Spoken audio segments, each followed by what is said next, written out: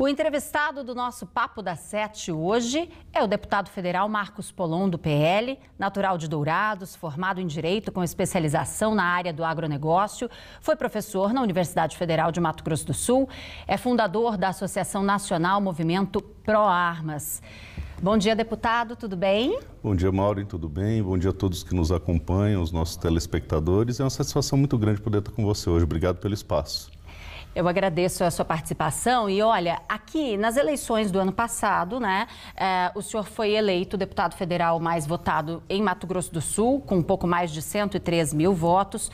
Que projetos para o Estado o senhor tem em destaque agora, assumindo ali essa legislatura e acompanhando tudo isso no Congresso, na Câmara Federal, Mato Grosso do Sul? Bom, Maureen, é evidente que para um deputado federal você tem necessariamente duas vertentes muito fortes que você tem que observar.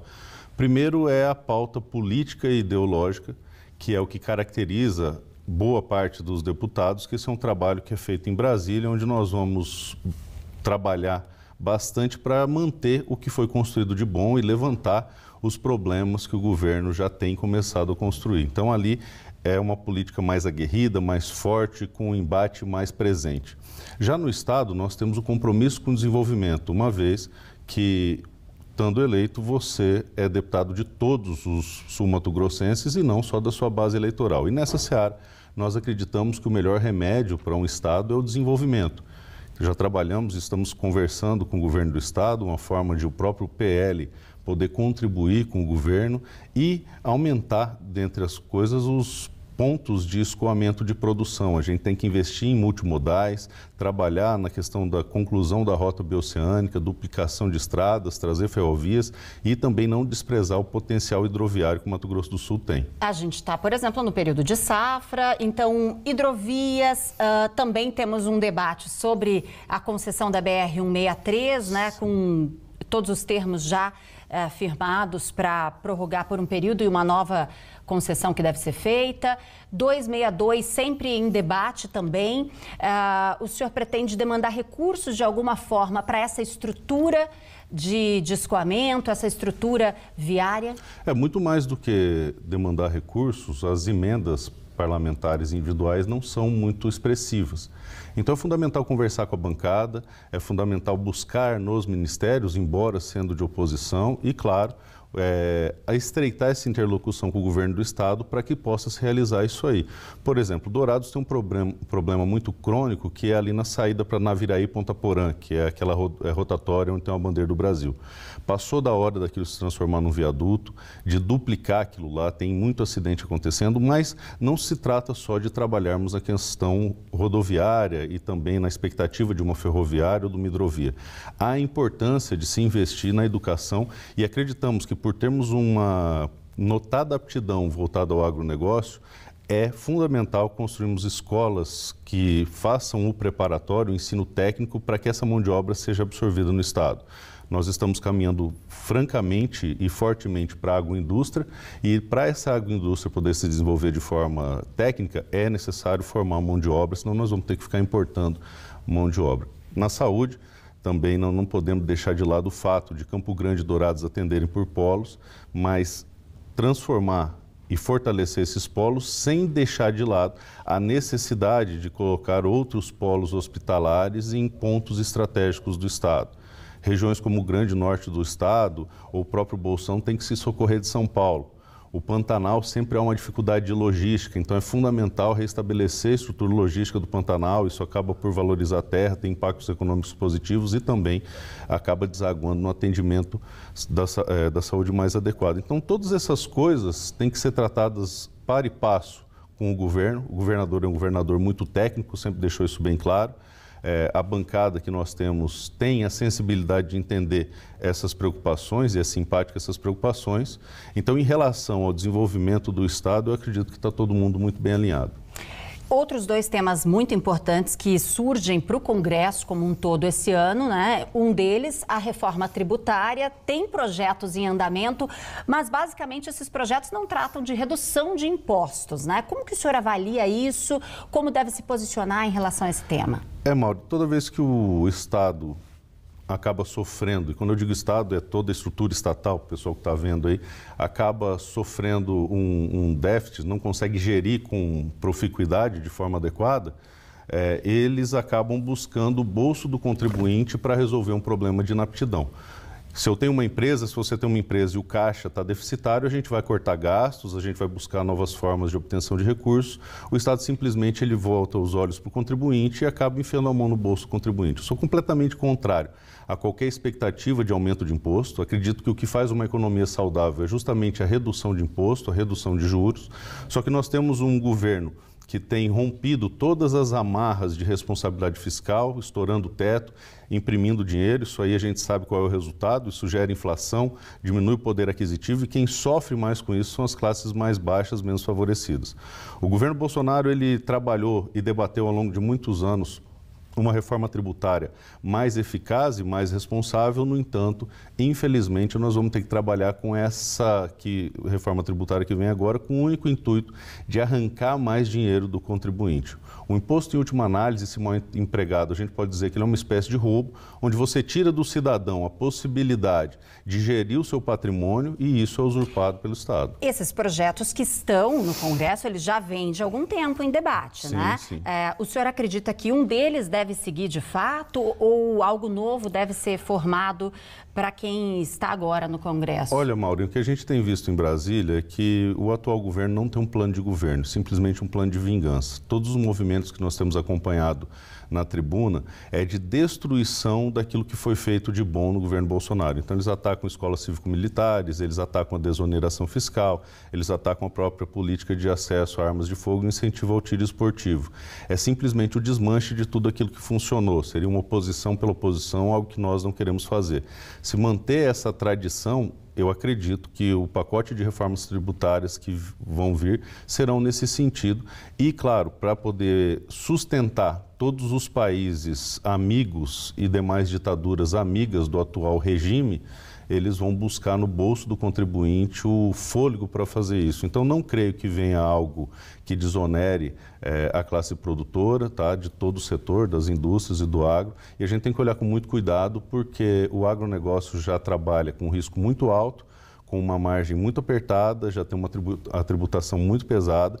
E se você travar essa balança, ou pender essa balança demais, você vai observar evidentemente um lapso e o fechamento de empresas e perda de emprego.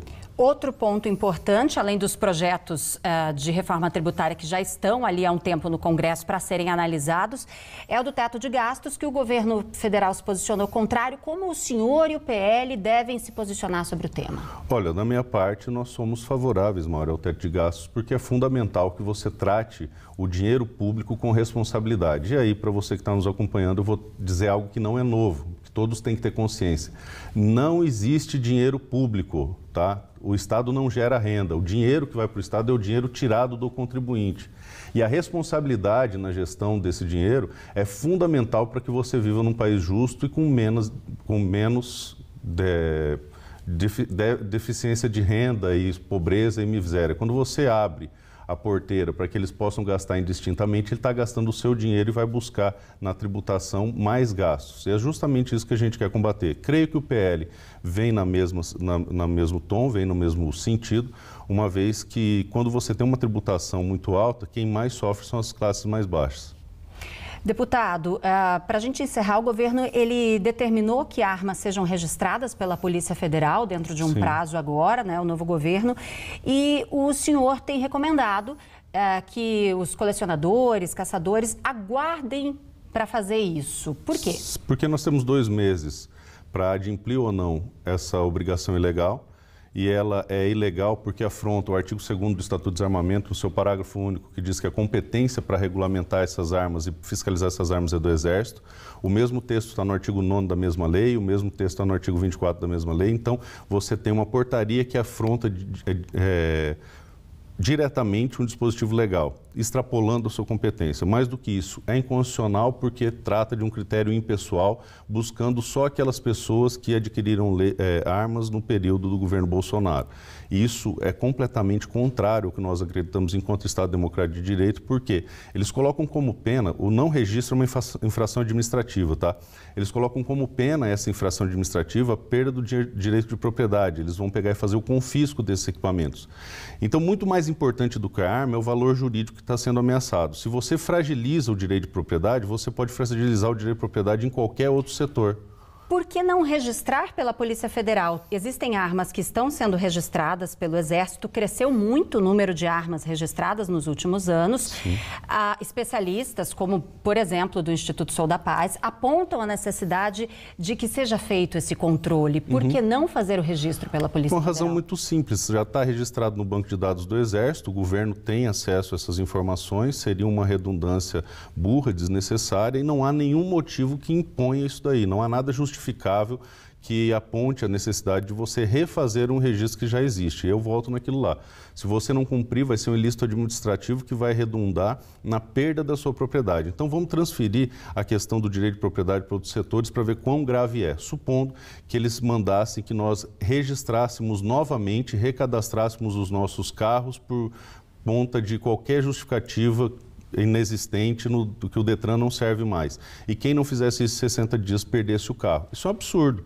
Ou então que você deveria refazer o registro da sua propriedade rural, senão você perde a sua propriedade rural.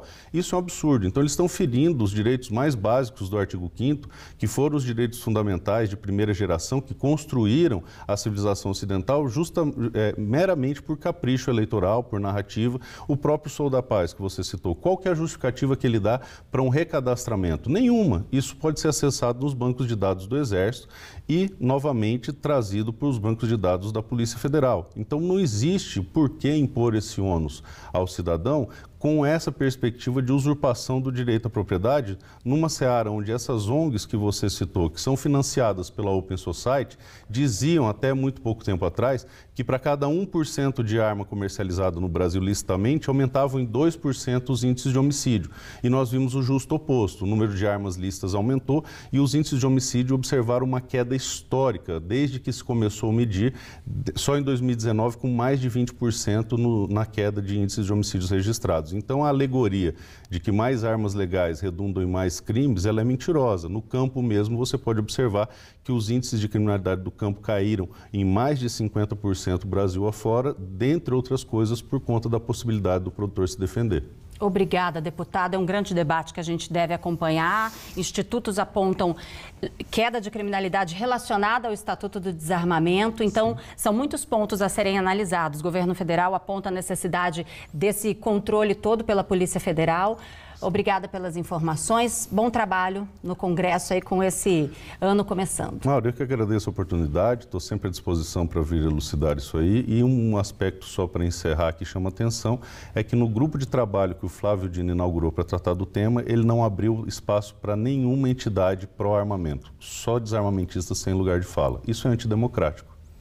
A gente vai acompanhar agora todos esses desdobramentos também nos próximos dias, junto ao debate, né, no Congresso Nacional e ainda com esse prazo em andamento para o recadastramento das armas. Obrigada, bom dia para o senhor.